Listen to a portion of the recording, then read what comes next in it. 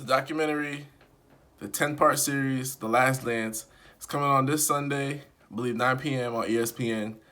And if you're born after 2000, you need to watch this thing. If you're Generation Z, you need to watch this thing. Because I'm a millennial, born in the 80s. I seen kind of mid Jordan to the tail end of Jordan. But even a millennial should watch this to really remember what it was like to play basketball back in the 90s, early 80s, and things of that nature. But the Last Dance documentary, you really should go see it because it will show you the basketball Beatles before there was any social media. The Bulls were so big that they were known around the world with no social media. Just word of mouth, the news, and marketing. A little bit there is. Michael Wilbon has some strong words about how today's generation will never add up to a Michael Jordan and so forth. And it sounds like, an old guy talking crazy, right? He's like, back in my day, Wilt Chamberlain, he could do this. Oh, Mike could do this. Now, Michael Wilbon's firing back. Kids don't know Zion wasn't born when the Last Dance occurred. They don't know. They don't know that they weren't as good as him. They weren't. They don't know that they can't dunk like him. They can't move like him. They can't play with either hand like him. They can't defend like him. They can't. And I'm going to include the best of today's players. They weren't. They can't. And so they're going to see that. And by the end of it, by 1997, 98, to answer your question, it was more gamesmanship involved. He couldn't physically do exactly what he could do in 1991. And so, sometimes my son will say to me, well, Dad, he didn't score his points like Harden. No, he didn't. He didn't keep the ball and go between his legs for 22 seconds. He didn't. and people called him a ball hog. People did. And I say to my son, people called Michael a ball hog.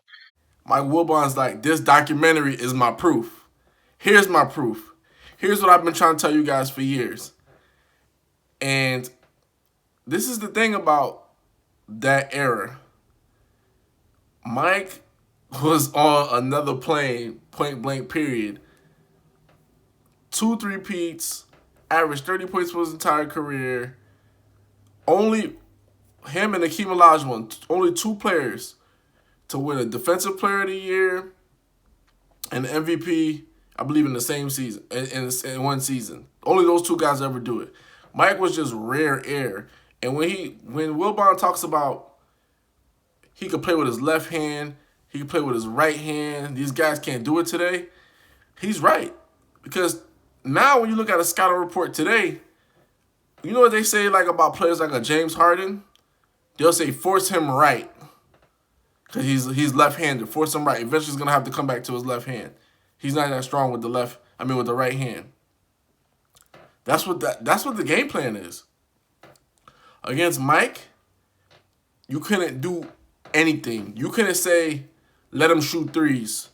Then you end up with 6 or 7 threes, 6 threes in the first half. Oh, let him shoot the jumper. That was early 80s, mid 80s, early 90s. Let him shoot the jumper. Oh, I perfected that. Well, don't let him dunk.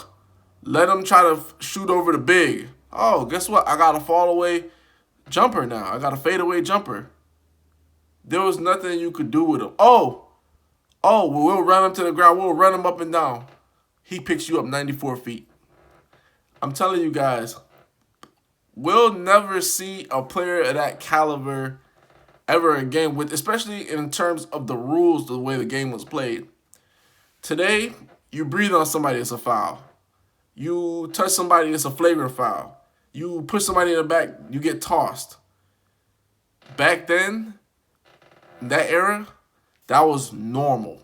That was normal. Even growing up, when I was playing ball as a kid, there's a couple of rules. Don't cry and don't come down the middle unless you finna get a fist, elbow, slap, pull down, something. You're gonna get hit. Like that was just the way that I grew up playing ball.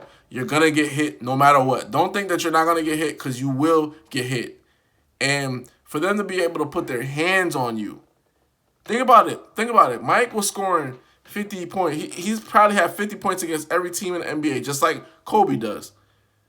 Scored 50 points against basically every team in the NBA. People putting their hands on you, grabbing you, holding you, giving you 63 against the 86 Celtics. Where people were grabbing, hand checking, pushing, shoving. The refs would swallow their whistle. It was a man's game. It was a man's game, and I'm gonna tell you why. Guys weren't getting paid millions of dollars. There's some guys that played a whole NBA season, and then they'll have to go work like a regular job, like an office job. You see what I'm saying?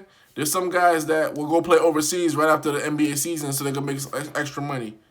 So it was really about pride. Some guys didn't make enough. Like Michael Jordan, his entire career, he didn't make half of what some of these guys make in a year. For his entire career, he probably made like $40 million. And these guys, there's some guys getting $40 million a year every year right now. Back in that time, your teammates would try to fight you. They would try to punch you in the face. If you don't give me the ball, we have an argument. After the game, we might fight during the game. That was normal. That was what it was. All my the older people I ever played against growing up and stuff like that, even the coaches I ever had, that was the norm. You even see coaches want to fight their own players. So when you see Steve Kerr got punched, that was normal. There's been more than one guy getting punched in the face. Latrell Sprewell coach tried to choke his coach. This is what I'm talking about. It was a different kind of time, and I think that time would never exist if there was social media there. And I think anybody, like I said before, born after 2000, check out this documentary 100% because you'll be shocked and amazed the kind of stuff that used to go on back in the day, pre-cell phone camera. Because I know it right now, if there was a cell phone camera, all that stuff would be dead. No way could Michael Jordan go to the racetrack, hit the casino, stay up to party 3 in the morning, play a playoff game and drop double nickels for nobody to criticize him. So they'll be like, he dropped 55, but he is causing friction between his teammates. There's so much money and influence in the game now, where you look at it back then, it was pure machismo. Who wants to be the best? I want to be the best. There's only a few players that are trying to be the best them that they can be. When you look at the league back then, everybody was gunning for a spot. I want to be the best, period. I want a ring, period.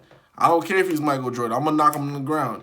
You're going to see some stuff. It gives you some insight into why guys say this game will never be, players today will never live up. Because today you could say to a guy, don't let him drive, or like LeBron's not a great three-point shooter. Let him shoot threes.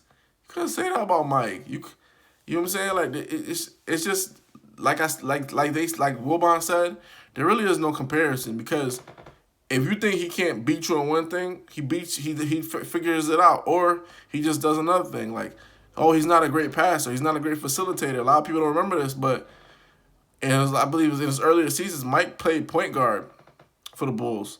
He had like 9 or 8 straight triple doubles, and I think he broke his foot that season, so he probably could have had more. So it's just like a lot of things that a lot of people won't understand. And The Last Dance is really pivotal, because if you ever read the book by Phil Jackson, when 1998, he was like, look, this is going to be our last dance. This is our last go around. And the way that they themed the season, it was like, this is it. This is all it's going to be. So are we going to go out on top?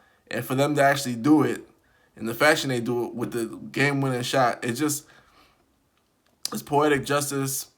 But anybody 2000 or above, watch this. Watch this. You'll understand why these old guys talk the way they talk. Everything was about pride. Because guys, they were making millions, but a couple million, 7 million, 3 million. It's not like today where guys could be like, you know, I sucked, I get to go home to my mansion. Some of these guys was going home and they had $1 million worth of bill, but only had $800,000 in their bank account. type of stuff. Crazy era. Hoops Junction, Hoops meets Hoopla. Like, comment, subscribe.